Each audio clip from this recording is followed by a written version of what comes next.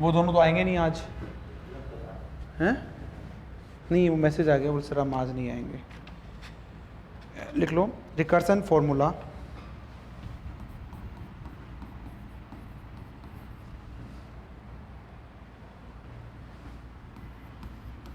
Recursion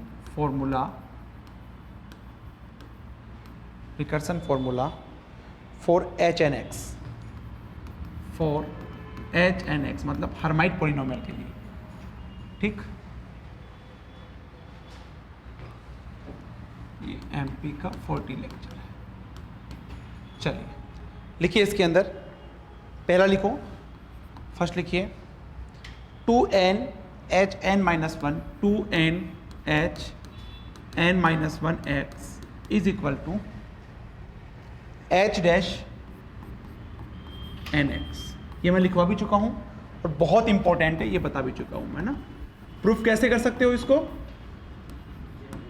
generative function से, ठीक। Second लिखो इसके अंदर 2x H N X 2x H N x is equal to 2n H N minus one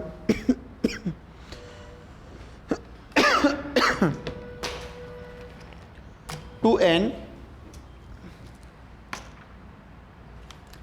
H N minus one 2n H N minus one x, ठीक, plus H N plus one X. अब 3 लिखो, तीसरी property लिखो H dash N x is equal to 2x H N X 2x H N X, ठीक, minus H N plus one X. Fourth लिखिए H dash N x is equal to x h dash N x x h dash N x plus 2n H N x plus 2n H N x plus 2n H N x.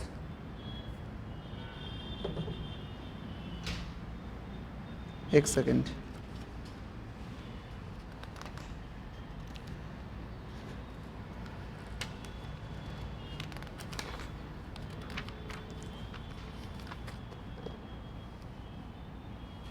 ये h dash N x है भाई, एक second रुकिए।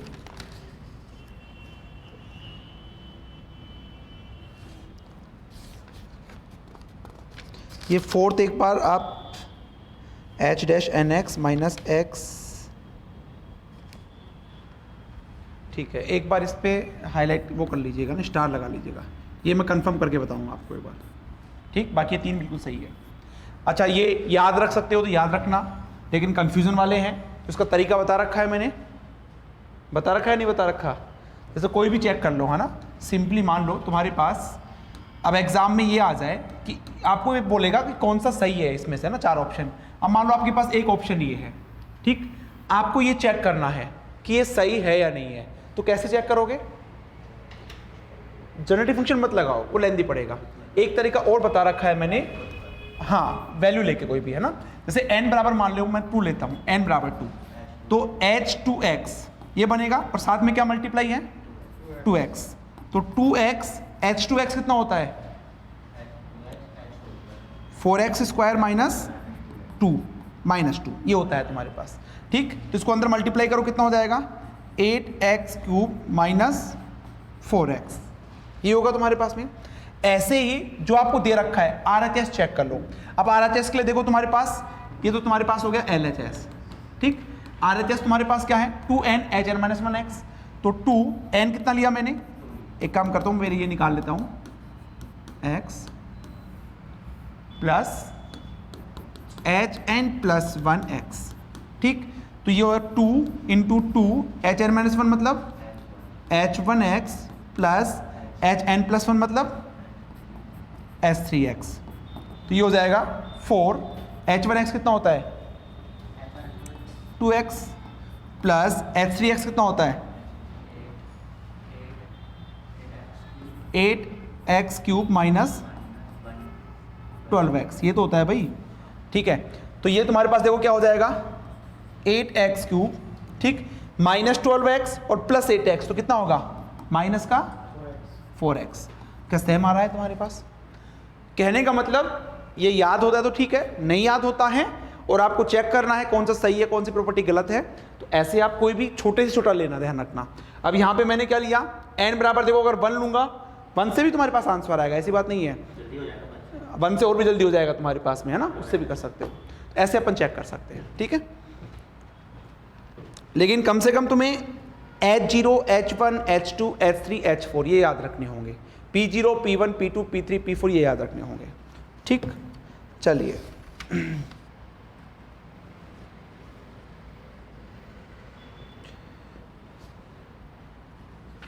अब जैसे तुम्हारे पास एक question है, देखो अब सिंपली पूछ लेगा H-2n0, इसकी वैल्यू बताओ, ठीक। ऑप्शन ए दे देगा तुम्हारे पास कोई भी x³ + 2x करके, ऑप्शन बी दे देगा सीधे से 4, है ना। जैसे ए दे दिया तुम्हारे पास में मान लो 1, बी दे दिया -2, सी दे दिया तुम्हारे पास +2, डी दे दिया आपके पास 0, क्या होगा? तो अगर आपको प्रॉपर्टी याद है तो कर सकते हो, है ना। बताओ भाई आशीष, हैं? देखो इधर समझो, n बराबर कुछ भी रखो, है ना, 0, 1, 2, 3 कुछ भी रखो, 0 होगा ना।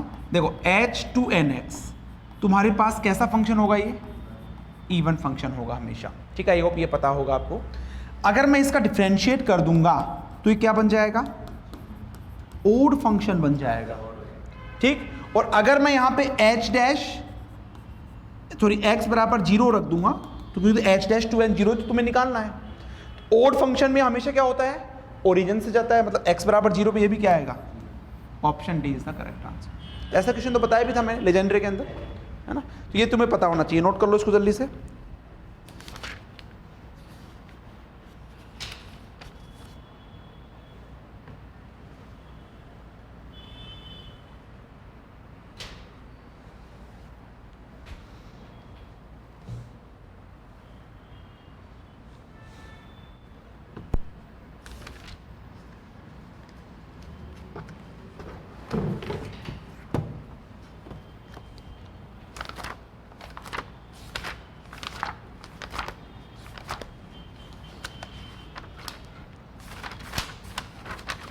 नेक्स्ट हेडिंग लिखेंगे लागेर पॉलिनोमियल, ठीक, लागेर पॉलिनोमियल।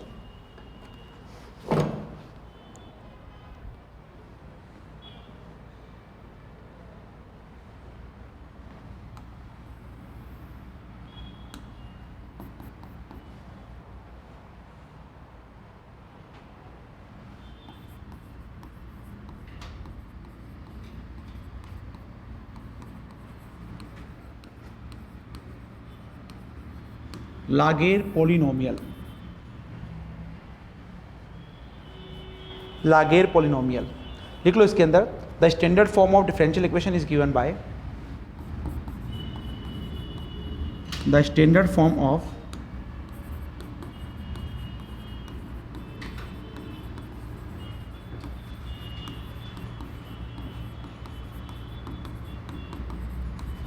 इज गिवन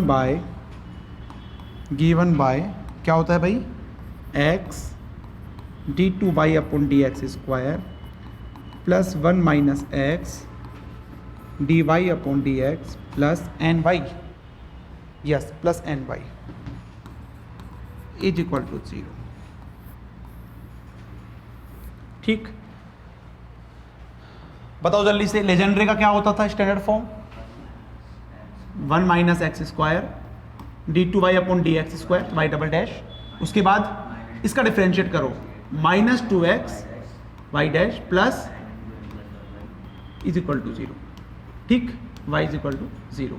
अच्छा हर्माइट का क्या होता था, y', ये ऐसे कैसे आएगा, -2x y' plus is equal to 0। मैंने बोला स्टैंडर्ड फॉर्म सबका याद रखना, क्योंकि ये असिस्टेंट प्रोफेसर का एग्जाम है, डायरेक्टली पूछ लेते हैं, ठीक, रिमेंबर याद रखना है आपको। बस एक चीज़ ध्यान रखना, यहाँ पे लिख लो वेहद जो x का रेंज होगा वो आपके पास होगा 0 to इन्फाइनाइट। बाकियों में क्या था तुम्हारे पास, माइनस इन्फाइनाइट से प्लस इन्फाइनाइट x का रेंज, जो x का रेंज था इसमें, जब तो ग्राफ नेगेटिव में बना देते थे अपन, यहाँ पे 0 से इन्फाइनाइट होगा।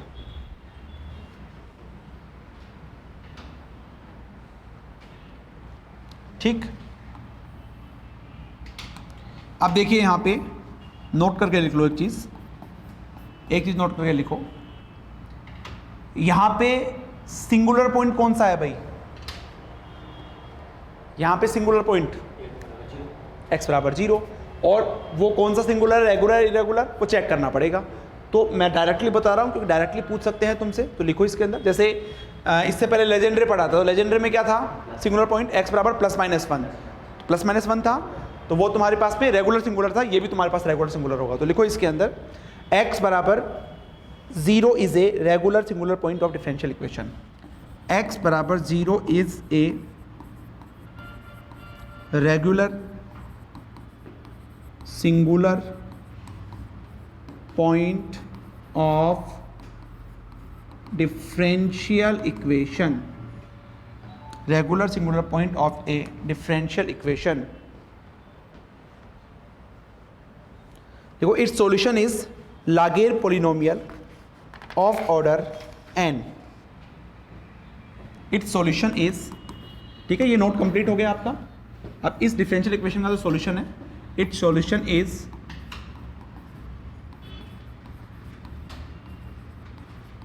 लागेर polynomial of order n, of order n, ठीक। तो ln x is equal to, लिख लो, e⁻x upon factorial n d upon dx की पावर n, x की पावर n e⁻−x।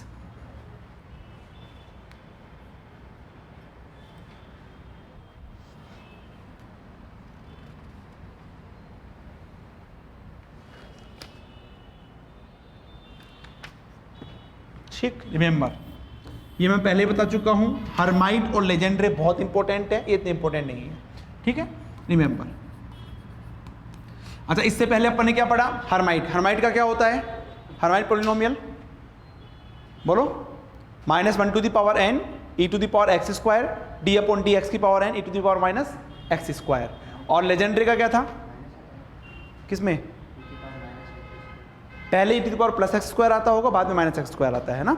और लेजेंडरे का क्या होता है, लेजेंडरे का factorial n d upon dx की पावर n और x² -1 to the power n। ये ऐसे रिलेट करके याद रखोगे तो याद हो जाएंगे, ठीक। तो लिख लो इसके अंदर नीचे लाइन से, देखो मैं यहाँ पे इसको सर्किल में ले रहा हूँ, इसको सर्किल में ले रहा हूँ, ठीक है, क्योंकि इसका स्टैंडर्ड फॉर्म जो होता है, कई जगह आपको फैक्टोरियल n इंक्लूड होता है और कई जगह इंक्लूड नहीं होता है। तो लिखो इसके अंदर 1 upon factorial n can be included or not, 1 upon factorial n can be included or not, मतलब इसको कर भी सकते हैं और नहीं भी कर सकते। नहीं, दोनों सही है तुम्हारे पास में। स्टैंडर्ड फॉर्म जो होते हैं तुम्हारे पास, इसका सॉल्यूशन होता है, इससे करोगे तो भी सेटिस्फाई करेगा, अगर इसको मैं नहीं लूंगा तो भी सेटिस्फाई करेगा, इसलिए तो एग्जाम में कम आता है तुम्हारे पास।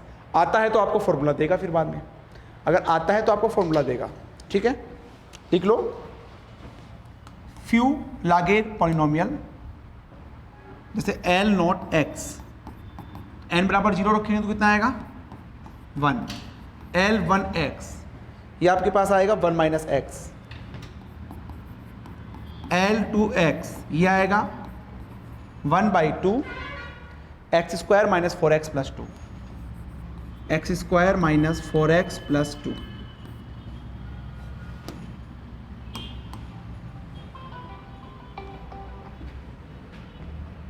इतना सफिशिएंट है। जल्दी से ग्राफ बना दो सबके।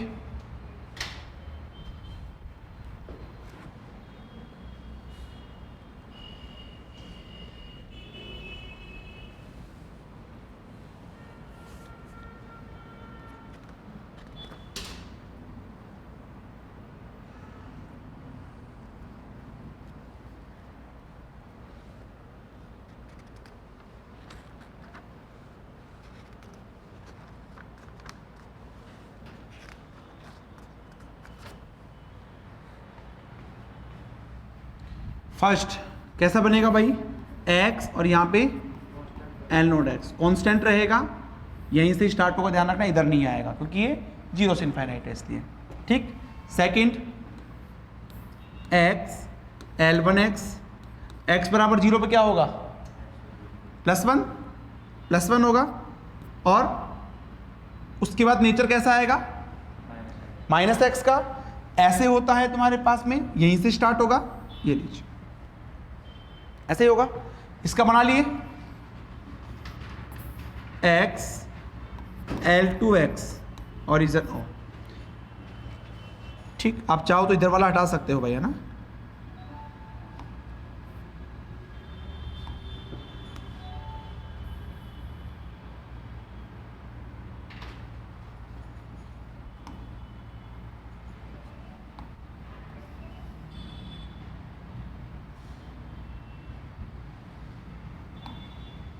ये लीजिए, ये बन गया सबसे।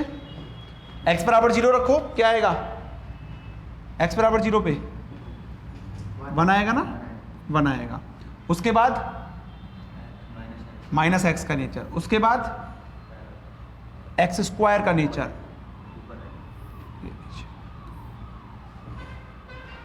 ये सीख गए तो हाइड्रोजन एटम का करना बिल्कुल आसान है, क्योंकि हाइड्रोजन एटम में बस e⁻⁻r अपॉन a0 और आता है। तो e⁻⁻r का नेचर कैसे होता है भाई, हैं, ये देखा, इधर देखो एक बार, e⁻⁻x का ग्राफ क्या होता है, e⁻⁻x का ग्राफ कुछ इस तरह से होता है। ठीक, समझना, इधर देखो, मैं यहीं पे आपको डायरेक्टली बता रहा हूँ।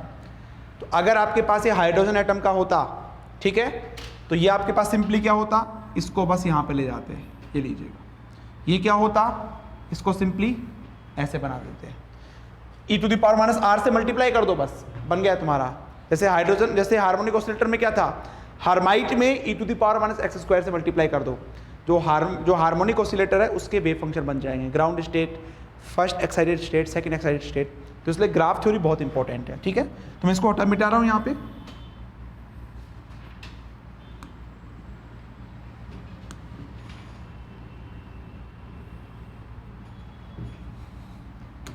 ठीक, ये आपके पास था कुछ इस तरह से, और ये आपके पास था कुछ इस तरह से। ठीक है, अच्छा, ये इवन ओड है क्या तुम्हारे पास में, क्या ये इवन है, इवन है, इवन के लिए अपन एक्सेस सिमेट्री देखते हैं, जैसे इधर बन रहा है वैसे इधर नहीं बन रहा है, तो नॉट इवन। क्या ये ओड है या इवन है, नहीं है। ओड के लिए अपन क्या देखते हैं, पॉइंट सिमेट्री, जैसा इधर बन रहा है वैसे इधर बनना चाहिए, जैसा इधर बन रहा है वैसे इधर बनना चाहिए, नहीं है ये भी। तो ये ना तो इवन होते हैं ना ओड होते हैं, जबकि हमने क्या देखा था हर्माइट में और लेजेंडरी में, अगर n इवन है तो इवन फंक्शन होंगे, अगर n ओड है तो ओड होंगे। तो ये तो देख लिया हमने। दूसरा नोड देखो, नंबर ऑफ नोड्स, क्या यहाँ पे नोड है, एक भी नहीं है, यहाँ पे एक नोड है, यहाँ पे तो 2 ऑर्डर का 2 नोड है, n ऑर्डर का कितना हो जाएगा, n नोड हो जाएंगे। तो लिख लो इसके अंदर प्रॉपर्टीज ऑफ लागेर polynomial, properties.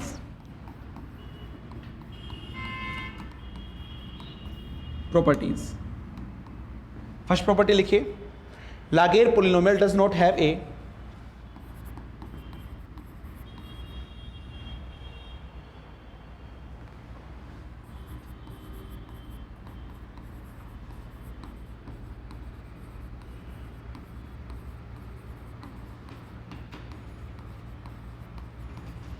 Laguerre polynomial does not have a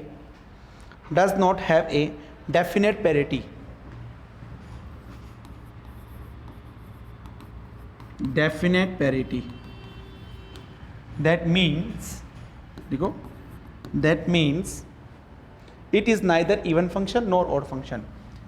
It is neither even function or nor odd function, nor odd function। ठीक, तो ये लिख लो, that means ln minus X is equal to is not equal to -1n ln x। ऐसा इसमें नहीं होता, जबकि हर्माइट में और लेजेंडरी में ऐसा होता था तुम्हारे पास, इसमें नॉट इक्वल टू और उसमें इक्वल टू होता था। सेकेंड लिखो, ln x has n node, जितने ऑर्डर का होगा उतने उसमें नोड होंगे।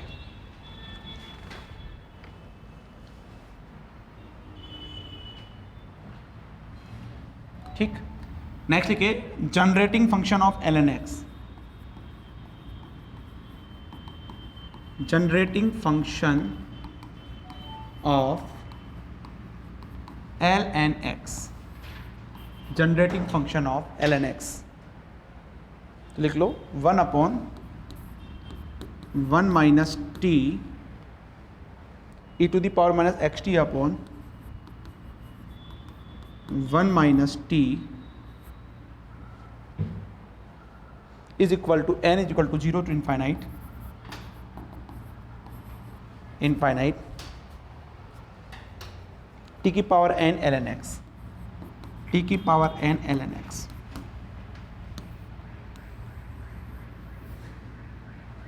ठीक, तो जैसे ही मैंने ये लिखा तो तुम्हारे दिमाग में क्लिक होना चाहिए लेजेंड्रे और हर्माइट का क्या होता है। ठीक, तो लेजेंड्रे का क्या होता है भाई, 1 minus 2xt plus T square की power minus half is equal to n is equal to 0 to infinite T की power n P N X. Very good. ठीक है, और हर्माइट का e to the power 2xt minus T square is equal to 1 upon factorial n H N x T की power n। ठीक, तो ऐसे फिर इसका होता है तुम्हारे पास। लागेर इतना इंपॉर्टेंट नहीं है, बार बार बोल रहा हूं मैं।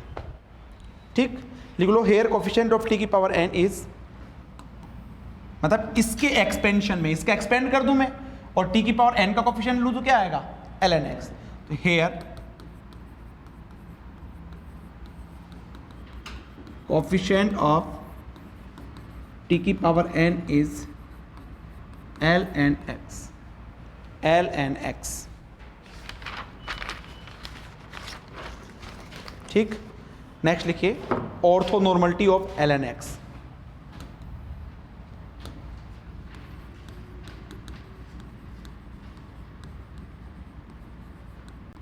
ऑर्थोनॉर्मलिटी of ln x, orthonormality of ln x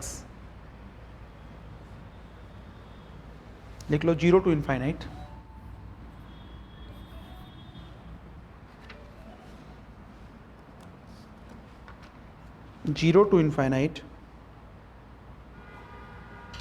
e to the power minus x, e to the power minus x ln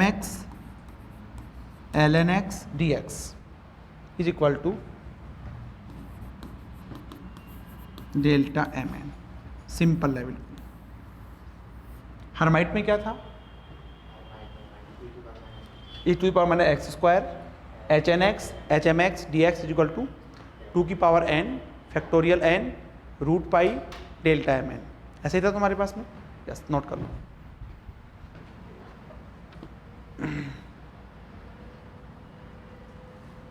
चलिए भाई, हो गया। ठीक, तो ये तुम्हारे पास लागेर का था। अब इसमें नोट करके लिख लो। अभी तो हमने क्या किया है, जब 1 अपॉन फैक्टोरियल n इंक्लूड किया है।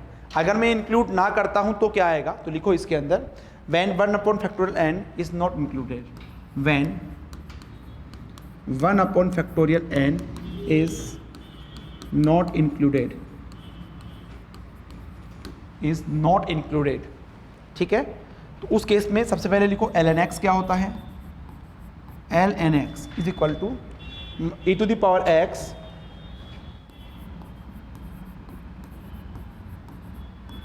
e to the power minus x x की पावर n। ठीक, इससे पहले क्या था, अपॉन में फैक्टोरियल n और था, इसमें नहीं आएगा तुम्हारे पास। सेकंड लिखिए, सेकंड चाहे इसके अंदर वो लिख लो, पहले इसके अंदर लिख लो। जैसे L नोट x लिखूंगा तो क्या आएगा, 1 आएगा। L1 x लिखूंगा तो 1 माइनस एक्स। L2 x लिखूंगा तो उसमें 1/2 आया था, इसमें 1/2 नहीं आएगा। X square minus 4x plus 2। Nature same आएगा तुम्हारे पास, ग्राफ बनाओगे तो सेम आएगा।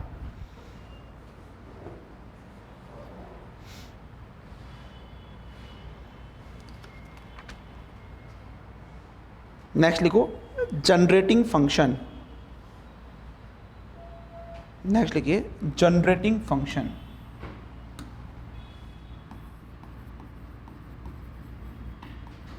मतलब जब 1 अपॉन फैक्टोरियल n इंक्लूड नहीं किया गया है तो उस केस में जनरेटिंग फंक्शन क्या होगा, लिखो 1 upon 1 minus t, 1 upon 1 minus t e to the power minus x T upon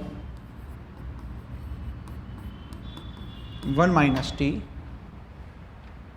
is equal to n बराबर 0 to infinite, is equal to n is equal to 0 to infinite l n x T की power n। ऐसा उसमें था, इसमें क्या हो जाएगा, upon में फैक्टोरियल n और हो जाएगा।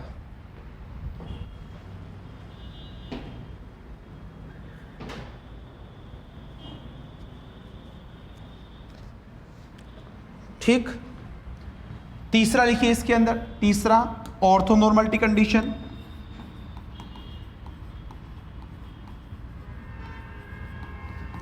ऑर्थोनॉर्मलिटी कंडीशन उसमें क्या था भाई, 0 to infinite e to the power x minus x l m x l n x d x.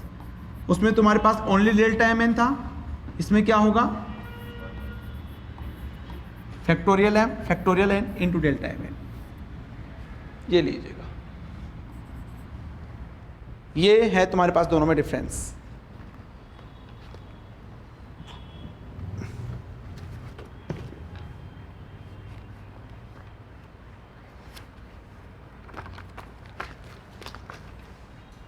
ठीक, इक्वेशन लिखिए, इक्वेशन लिखिए if 1 upon 1 minus t e to the power minus x T upon 1 minus t e to the power minus x T upon 1 minus T is equal to n बराबर 0 to infinite, 0 to infinite T की power n ln x, ln x। तो formula दे दिया। ऐसे question exam में आ सकते हैं, मतलब चांसेस बिल्कुल लो है, आएंगे तो इस तरह से ही आएंगे। तुम्हारे पास फॉर्मूला तुम्हें देगा, then ln dash 0 will be, then ln dash 0 will be. ठीक, option A 0 1 n 0 1 n minus n। कीजिए भाई, कौन सा ऑप्शन करेक्ट होगा।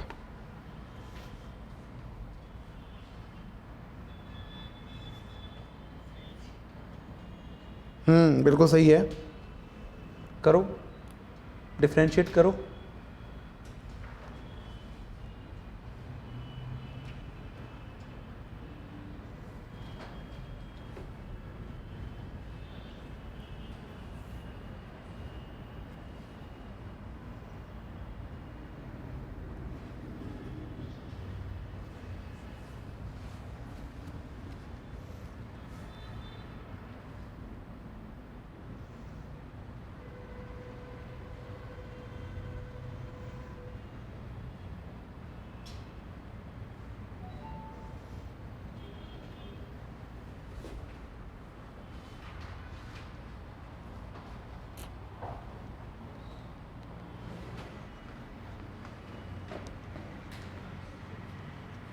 एक मिनट करना ना।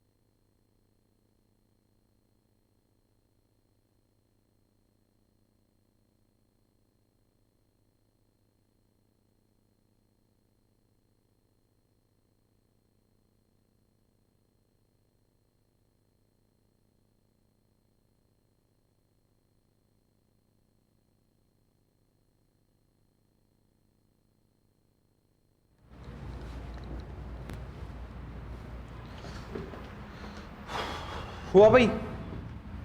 कौन सा ऑप्शन होगा? देखो इधर सबसे पहले मुझे चाहिए, देखो यहाँ पे एल डैश एन 0, मतलब लास्ट में x बराबर 0 रख देंगे तो इसका डिफ्रेंशिएट करेंगे तभी होगा। तो इसका डिफ्रेंशिएट कर दो, differentiate with respect to x या t, x है ना, क्योंकि x का फंक्शन है ये। तो क्या हो जाएगा, ये ऐसे कैसे रहेगा, इसका कितना हो जाएगा e to the power minus x T upon 1 minus t, और यहाँ पे माइनस टी अपॉन में 1 माइनस टी। ठीक है, ये is equal to n is equal to 0 to infinite t की power n ln dash x। ठीक, अब क्या करना है भाई, put x is equal to 0, ये तो तुम्हें चाहिए। तो x बराबर 0 रखेंगे तो 1 upon 1 minus T e to the power क्या चीज, t की पावर, हाँ ये रख सकते हो अगर तुम्हें कुछ मिल, रख सकते हो, लेकिन तुम्हें कुछ मिल रहा है क्या उससे? हाँ, तो बात तो वही ln x के फॉर्म में आएगा ना फिर बाद में तुम्हारे पास में। तो x बराबर 0 रखोगे तो ln x फॉर्म में आएगा तुम्हारे पास में। तो ln 0 की वैल्यू थोड़ी पता है तुम्हें। ठीक है, कर सकते हो वैसे, लेकिन दूसरे पॉलिनोमियल में जैसे अपन ने किया था, इसमें उससे बेनिफिट नहीं मिलेगा तुम्हें। ठीक है, तो ये तो तुम्हारे पास 1 बन जाएगा, e की पावर माइनस 0 1, ये क्या हो जाएगा माइनस टी अपॉन, और यहाँ पे सेम रहेगा, मतलब यहाँ पे बस ये आ जाएगा t की पावर n, और ये तुम्हारे पास सेम रहेगा। ठीक, अब आगे देखिए तुम्हारे पास क्या होगा, माइनस टी, इसको ऊपर ले जाना, इज इक्वल टू सेम रहेगा, इसका एक्सपेंड करो, क्या हो जाएगा 1 प्लस आएंगे सारे प्लस 3t स्क्वायर, ये तुम्हारे पास ऐसे ही होता है ना expand, is equal to t की power n ln dash 0 n बराबर 0 टू इन्फाइनाइट। अब समझो यहाँ पे माइनस टी समेशन मुझे सेम बनाना है, जैसा इधर है वैसा इधर बनाना है। ठीक है, तो क्या होगा भाई, क्या लिखोगे इसको, इसको क्या लिखोगे, देखो t की पावर 0, t की पावर 1, t की पावर 2, तो कितना हो जाएगा t की पावर n। नहीं आया समझ में, n टर्म्स में लिख रहा हूँ यहाँ पे। तो यहाँ t की पावर 0 है, t की पावर 0 1 होता है, यहाँ t की पावर 1 है, t की पावर 2 है, यहाँ पे क्या लिखा जाएगा n प्लस 1। वेरी गुड, क्योंकि n बराबर 0 रखेंगे तो 1 आएगा, 1 रखेंगे तो 2 आएगा तुम्हारे पास में, is equal to summation n is equal to 0 to infinite t की पावर n ln डैश 0। ठीक, इसको अंदर ले जाओ तो ये हो जाएगा समेशन n बराबर 0 टू इनफाइनाइट n प्लस 1, ये माइनस के अंदर है, t की पावर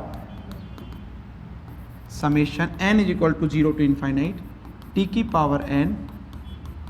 क्लियर है यहाँ तक? अब क्या करें, कंपेयर t की पावर n कोफिशिएंट, इधर तो क्या है, इधर ये n प्लस 1 वाला है, तो तुम्हारे पास इससे पिछला वाला क्या आएगा n आएगा, यानी कि माइनस बाहर है तो माइनस n आएगा, इसका कोफिशिएंट अपन देख ही रहे हैं t की पावर n का, ये तुम्हारे पास आंसर आ जाएगा माइनस n। देख लो कौन सा ऑप्शन है, कोई कंफ्यूजन है तो बता दो। हाँ, और अगर ये तरीका नहीं पता है तो मैंने बता रखा है आपको।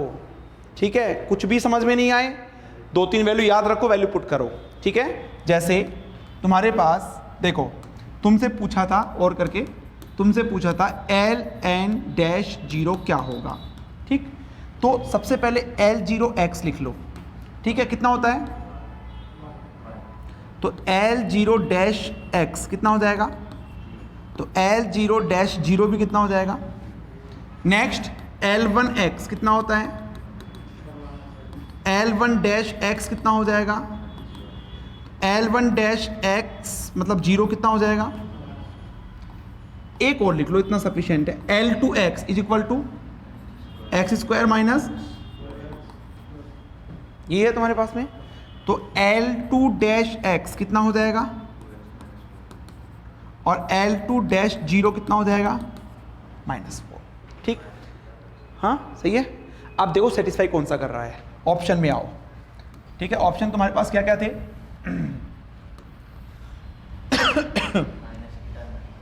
ऑप्शन तुम्हारा 0 1 n माइनस एन, ठीक है। अब देखो n बराबर 0 रखो, ठीक है, उसके अंदर L0 डैश 0 कितना 0 था, तो तुम्हारे पास ये हो सकता है, ये तो तुम्हारे पास होंगे नहीं क्योंकि चेंज हो रही है वैल्यू, सेम तो रहेगा ही नहीं, ठीक है। 1 रखेंगे तो क्या हो जाएगा, कितना था उसके अंदर 1 रखे में -1, तो तुम्हारे पास यही मिल रहा है। 2 रखेंगे तो उसमें माइनस कितना आ रहा था, यहाँ पे कितना आ रहा है?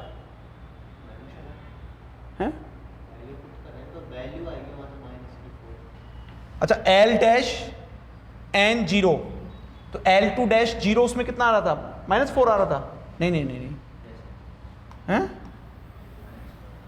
देखो कहीं ना कहीं, अच्छा ठीक है, इधर देखो एक बार, यहाँ पे तुम्हारे पास जो वैल्यू आएगी, यहाँ पे जो वैल्यू आएगी वो आएगी 1/2, पहले वाली वैल्यू। ये जनरेटिव फंक्शन किसका है, देखो पहले वाले का है, तो तुम्हारे पास ln जो ये फॉर्मूला लगेगा ना तुम्हारे पास में, तो उसमें 1/2 वाली वैल्यू आएगी, तो यहाँ पे तुम्हारे पास क्या होगा, यहाँ पे तुम्हारे पास क्या होगा, -2 तुम्हें मिलेगा। तो एक ही ऑप्शन सेटिस्फाई कर रहा है, क्या तो ऐसे करो, ऐसे नहीं आता है तो सिंपली वैल्यू रख के करो। कंफ्यूजन हो तो बताओ, आगे समझ में, नोट कर लो।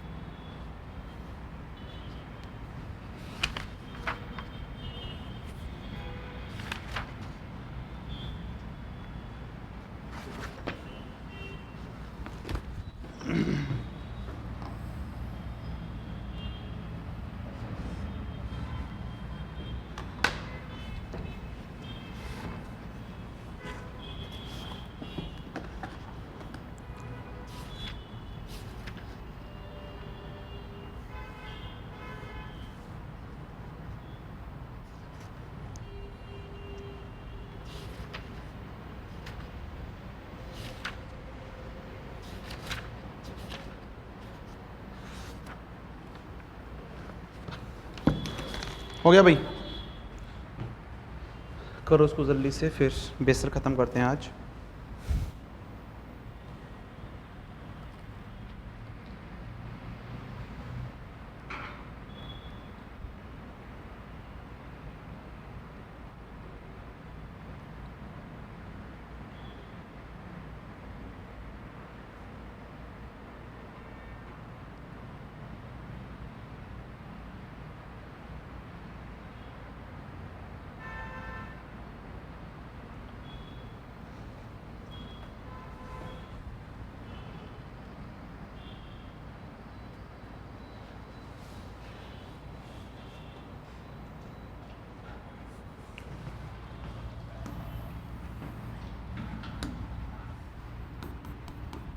लिखो Bessel differential equation, Bessel differential equation.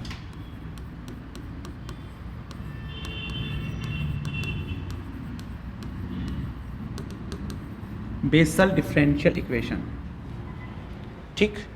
लिखो इसके अंदर the standard form of Bessel differential equation is given by the standard form of Bessel differential equation is given by लिख लो x square d two y upon d x square plus x d y upon d x plus x square minus n square y is equal to 0। Remember important है भाई, ठीक।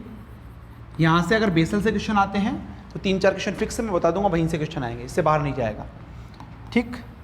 तो आपको कैसे पूछ सकता है क्वेश्चन, ये पूछ सकता है, आपको ये डिफरेंशियल इक्वेशन दे देगा, बोलेगा दिस डिफरेंशियल इक्वेशन, मतलब कौन सा इसके अंदर पोलिनोमियल होगा, है ना। ये बेसल डिफरेंशियल इक्वेशन है, हर्माइट है, लेजेंड्रे है, लागेर है ना। तो ऐसे क्वेश्चन आ सकता है। या फिर which of the following differential equation is the Bessel differential equation, 4 option देगा, किसी में x square plus n square कर देगा, किसी में यहाँ 2x कर देगा, ऐसे करके देगा। तो कैसे भी क्वेश्चन पूछ सकता है। लिखो where n is positive integer, where n is positive integer, negative integer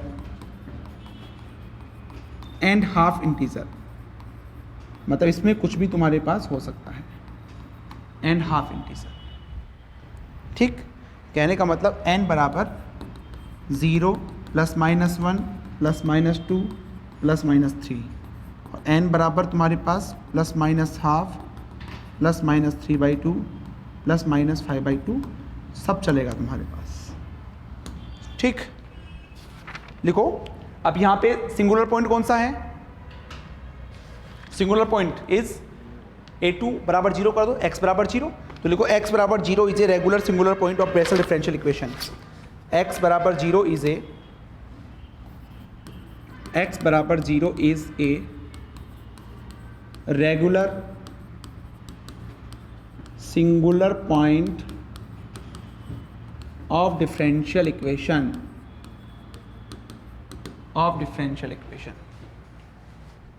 ठीक है। देखो its solution is given by, its solution, इसको अलग से लिख लेना, its solution is given by, its solution is given by, लिख लो jnx is equal to r बराबर 0 टू इन्फाइनाइट समेशन n बराबर r बराबर 0 टू इन्फाइनाइट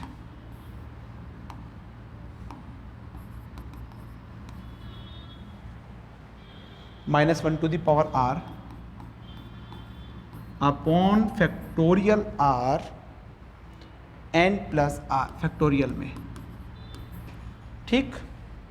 x/2 की power n plus 2r, x/2 की power n plus 2r, note कर लीजिए भाई, इंपॉर्टेंट नहीं है इतना।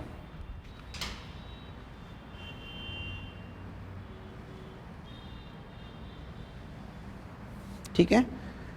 जनरली तुम देखते होंगे बेसल फंक्शन को कभी भी बेसल पॉलिनोमियल तुमने नहीं सुना होगा, ठीक है, क्योंकि पॉलिनोमियल के अंदर फाइनाइट नंबर ऑफ टर्म्स आते हैं, जबकि इसके अंदर क्या है तुम्हारे पास, देखो r बराबर 0 से इनफाइनाइट टर्म्स चल रहे हैं तुम्हारे पास, ठीक है। तो लिखो नीचे लाइन से इसके अंदर jnx is a basal function of order n, jnx is a basal function of order n, we cannot call it polynomial because we cannot call it polynomial because it consists of infinite terms in series.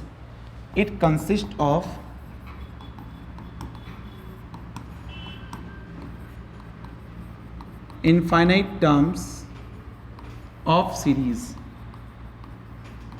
Infinite terms of series. ठीक, now put n बराबर 0।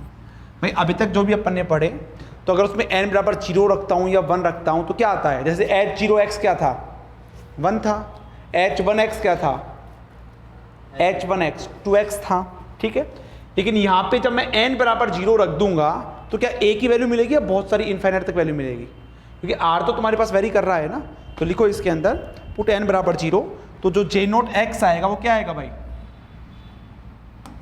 जो j0x आएगा वो आपके पास आएगा summation r is equal to 0 to infinite -1 to the power r upon factorial r का square हो जाएगा क्या, और यहाँ पे x/2 की पावर, नोट कर लीजिए,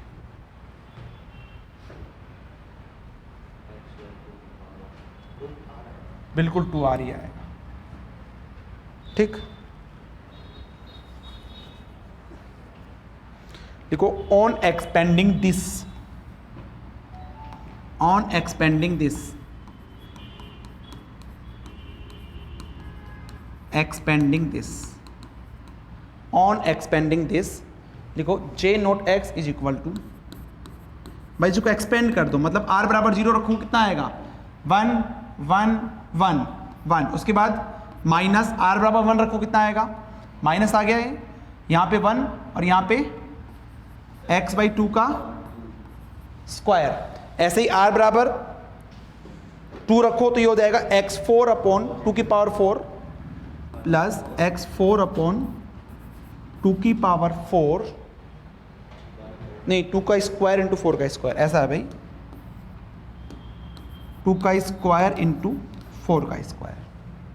ठीक, माइनस x6 अपॉन 2 का स्क्वायर, 4 का स्क्वायर, 6 का स्क्वायर। ये तुम्हारे पास चलता रहेगा। ये समझ में आया? करके देख लो। एंड r बराबर 2 रखो तो ये फैक्टोरियल 2 आएगा, इसका स्क्वायर 2 का स्क्वायर हो गया। यहाँ पे r बराबर 2 रखेंगे तो देखो यहाँ पे क्या हो जाएगा, 2 की पावर 4 को मैंने लिख दिया 4 का स्क्वायर, x की पावर r बराबर 2 रखेंगे तो 4 आ जाएगा, तो तुम्हारे पास ये बचेगा। ऐसे एक्सपेंड करोगे तो ये आएगा तुम्हारे पास।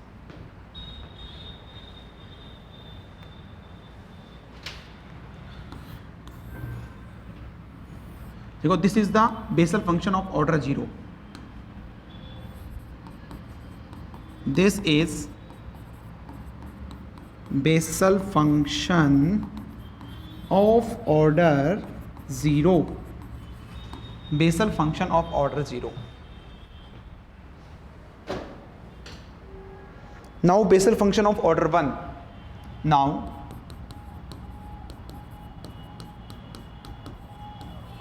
Basal function of order 1, basal function of order 1। तो सीधी सी बात है, n बराबर कितना रख देंगे भाई? 1 रख देंगे, तो आपके पास j1x आ जाएगा। इसको एक्सपेंड करोगे, मैं एक्सपेंड कर रहा हूं, तो ये आपके पास मिलेगा x/2 माइनस x³ अपॉन में 2 का स्क्वायर इंटू 4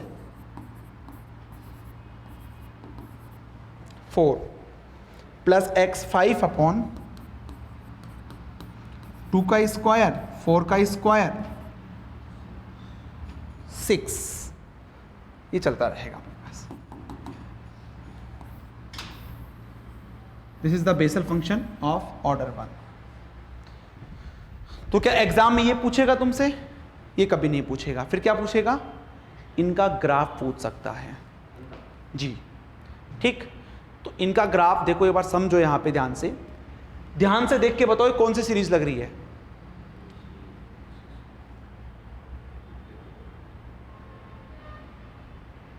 ये वाली सीरीज जो है J0 वाली किसकी तरह लग रही है? J0 वाली।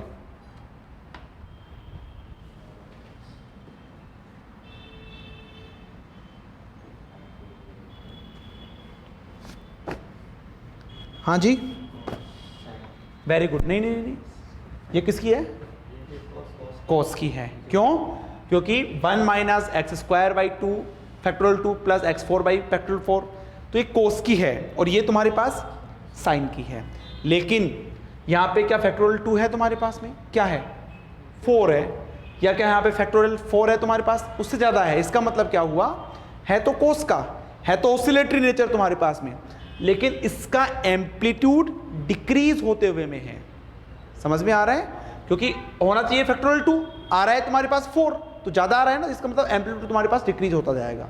तो लिख लो नीचे लाइन से इसके अंदर, since J0x and J1x, since J0x and J1x contain sin x or cos x series, contain sin x or cos x series, so they have oscillatory nature, so they have oscillatory nature, so they have oscillatory nature। ठीक है, नीचे line से लिखो, the Bessel function will be oscillatory in nature, the Bessel function will be oscillatory in nature, oscillatory in nature with varying time period and decreasing amplitude, with varying time period and decreasing amplitude, and decreasing amplitude।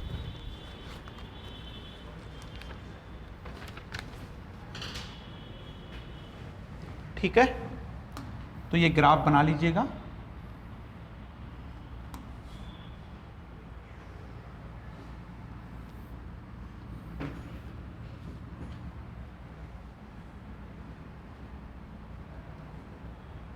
एक तो तुम्हारे पास ऊपर से start होगा, मतलब यहां 1 से,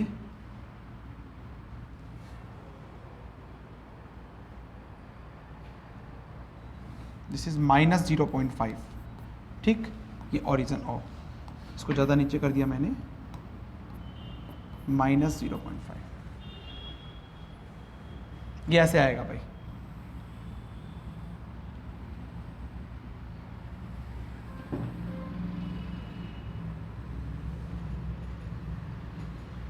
मतलब इस तरह से डिक्रीजिंग एम्पलीट्यूड के अंदर। तो ये ग्राफ किसका है, बोलो, J0x का, ठीक। और J1x कहाँ से स्टार्ट होगा, 0 से, है ना, तो बना लो।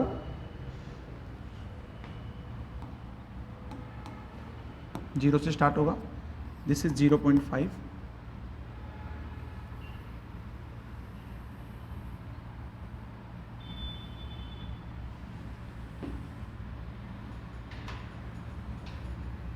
तो कुछ इस तरह से होगा। नेचर आपको पता होना चाहिए बस, है ना। This is J1x, J1x। तो डायरेक्टली से ग्राफ से क्वेश्चन पूछ सकता है, ध्यान रखना।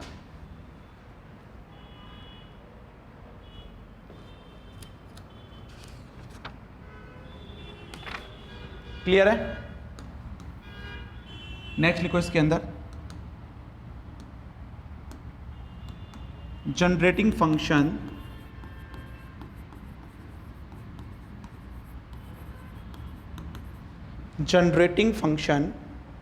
of Bessel function Jnx, of Bessel function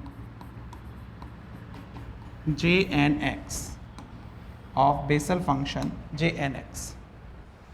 याद नहीं रखना आपको, e to the power x by 2 t minus 1 by t is equal to n बराबर 0 to infinite t की पावर n Jnx, t की पावर n Jnx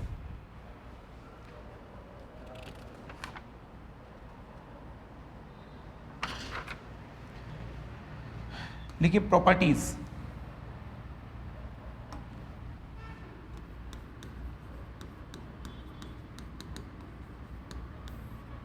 प्रॉपर्टीज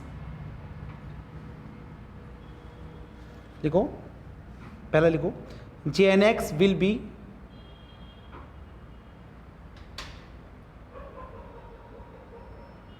एक second,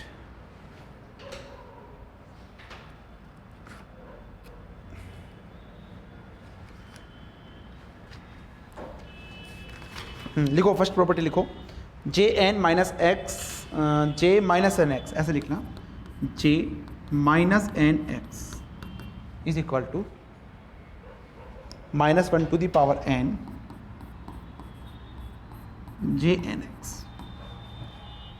ठीक, where n is equal to integer. ध्यान रखना तभी possible है जब n इंटीजर हो।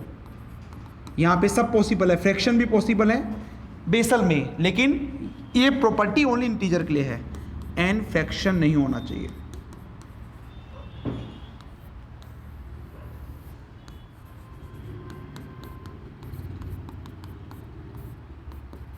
मध्य प्रदेश असिस्टेंट प्रोफेसर में पूछा हुआ है ये। ठीक, नेक्स्ट लिखिए एग्जाम्पल लिख लो। एग्जाम्पल इसका मतलब क्या है भाई? इसका मतलब ये है, जैसे मान लो तुमसे पूछा जाए J माइनस 2x क्या होगा, तो आप क्या बोल दोगे डायरेक्टली? J 2x होगा। -1 का स्क्वायर कर देना यहाँ पे। ठीक, J माइनस 3x क्या होगा? माइनस J 3x होगा। ऐसा ही है। नेक्स्ट लिखो, सेकेंड प्रॉपर्टी लिखिए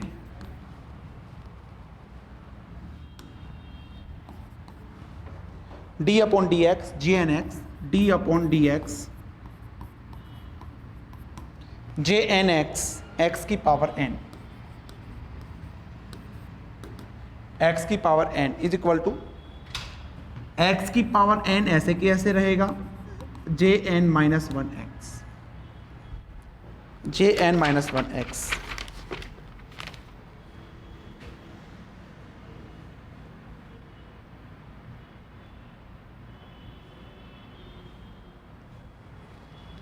ठीक, तीसरा लिखिए d upon d x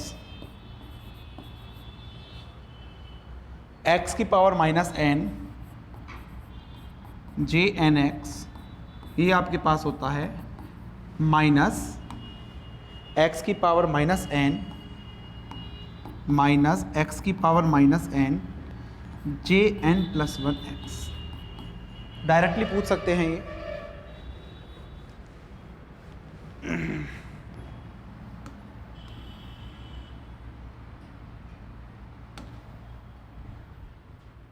next लिखिए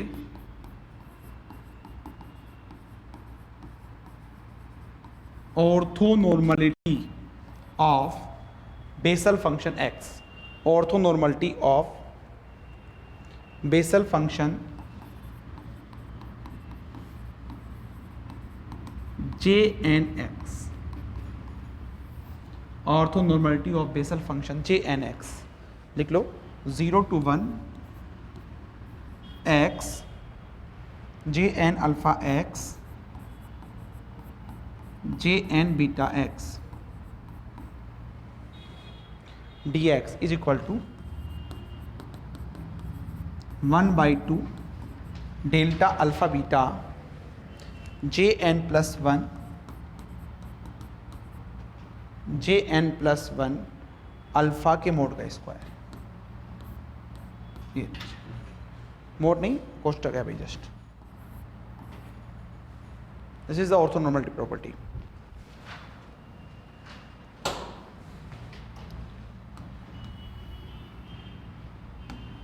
नोट करके मोस्ट इंपॉर्टेंट,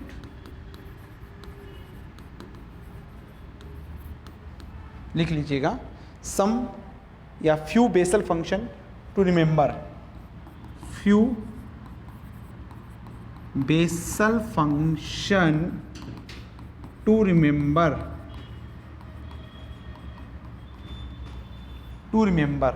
लिख लो J half x is equal to 2/πx sin x।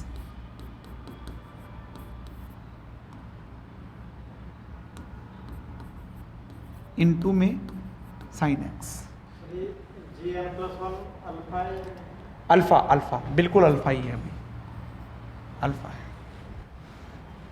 J minus है हाफ एक्स लो, J minus half x 2/πx under root में और यहाँ पे cos x। डायरेक्टली पूछता है भाई क्वेश्चन, मोस्ट इंपॉर्टेंट है।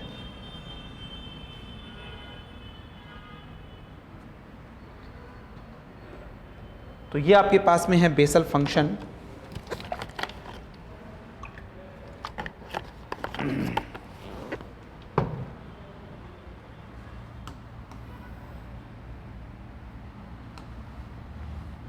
एक क्वेश्चन है आपके लिए होमवर्क से, ठीक। Find the value of the following integral. Find value of following integral. Find value of following integral. देखो i is equal to 0 to 1 integration 0 to 1 x minus x cube by 4 plus x 5/64 dot dot dot 1 minus 2x की power 4 upon नहीं 2x का square upon 4 plus 2x की power 4 upon 64 dx। क्या होगा भाई इसकी value?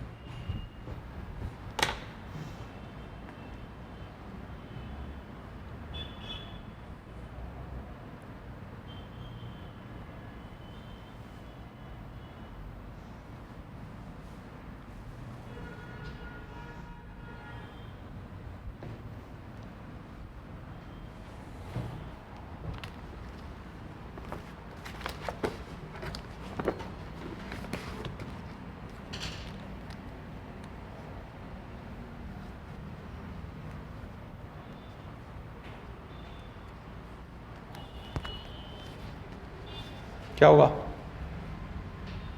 बताओ?